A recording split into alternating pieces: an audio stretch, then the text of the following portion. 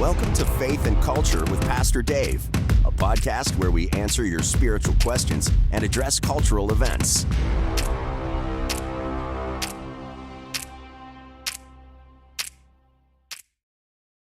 Howdy and welcome to the podcast. Now today we got a short one for you, just one question. I'm going to answer one question about witchcraft. Because this past Sunday, at the end of the sermon, I answered all of the text questions that came in. And as a matter of fact, when I was doing that, I was doing that live, and I was even thinking, if I answer all these questions, I won't have any material for the podcast. But regardless, I still get questions pretty routinely from people, most of them on Sunday, obviously. But somebody sent me a text Monday night. I guess they were doing their devotions or reading in the Bible, and they read a verse about creation that made them, have some questions. So here's what they sent me on Monday night. Here's the question. Hey, Pastor Dave, got a question maybe you can answer now. We're on the podcast. So I'm going to do it right now on the podcast, all right? In the Bible, it says that all things are made through God and for God. So is witchcraft also made through him and for him? Who made witchcraft? That's a great question. Now, let me show you the verse that they were reading. It's from Colossians chapter 1. It's a great verse, and it says this, "For in him all things were created, things in heaven and on earth, visible and invisible, whether thrones or powers or rulers or authorities, all things have been created through him and for him." So that verse is pretty straightforward. It's not a complicated verse. Everything that exists in heaven or on the earth or in the sea below, in the seen world or the unseen world, everything was created through God, okay? God, nothing has come into existence that God did not create. God created rulers and authorities.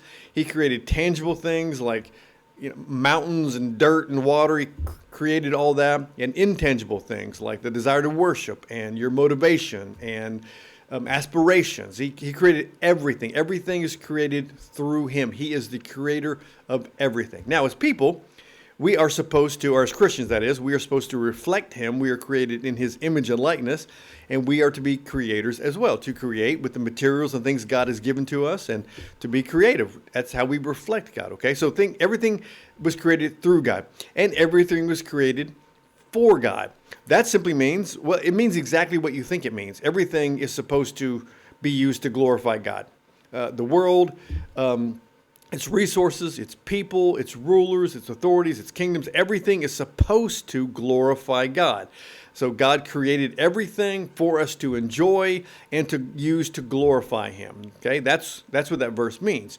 So where do bad things come from then, like witchcraft? Where does witchcraft come from? Well, I looked it up because I didn't know if there was one particular origin, but it didn't come from one particular person. It's just something that's been developed over time, over thousands of years since the beginning of time, and into the modern day forms of witchcraft and Wicca, and you got black witchcraft and white witchcraft and all this kind of stuff. I'm not super familiar with all the details. I just know the generality of it.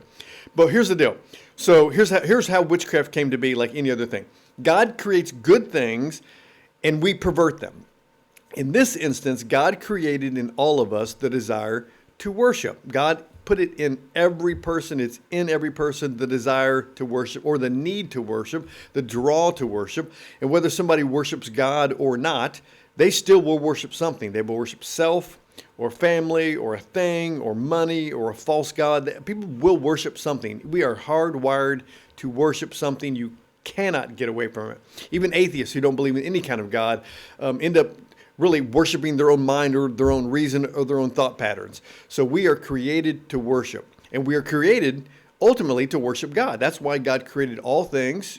They are for him.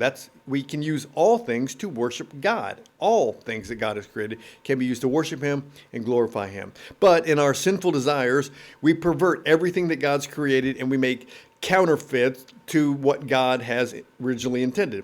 So God created in us the desire to worship, and mankind in its sin creates witchcraft as a form to worship things other than God. So everything that God created is to be used to glorify him, but in our sin, we pervert them all and kind of do the opposite of what they were created. Instead of to honor God, we de-honor God, or we glorify self, or we glorify Satan, or we kind of replace him with something. So everything God creates can be perverted. Worship has been perverted to the point of witchcraft on the other end, okay? That's just one example. So that's where witchcraft comes from. But this applies to all kinds of things in life. For example, God created the human body. It's a beautiful thing. It's a wonderful thing. In the context of marriage, it's just right. But we pervert it. So that's where things like pornography come from and all kinds of other sexual sins. God creates for us work, and work is a good thing. Work was created before the fall. And it's created by God and for God. You can honor God with your work and do good things, but we pervert it. Instead of honoring God with it, we work for ourselves, or we overwork, or we're too lazy. So I think you see the point that everything that God has created, it comes through Him, and it's supposed to be used for Him. But in our sin, we pervert these things and we recreate them in sinful ways. Satan kind of behind all that, obviously, because everything that God creates, Satan counterfeits, including worship, and witchcraft is a counterfeit to that. So that's the answer to the question. Thanks for asking, and have a great day. Thanks for listening to this short podcast, probably only about 5 minutes long, so enjoy your day. We'll be back next Wednesday to share more about faith and culture with Pastor Dave.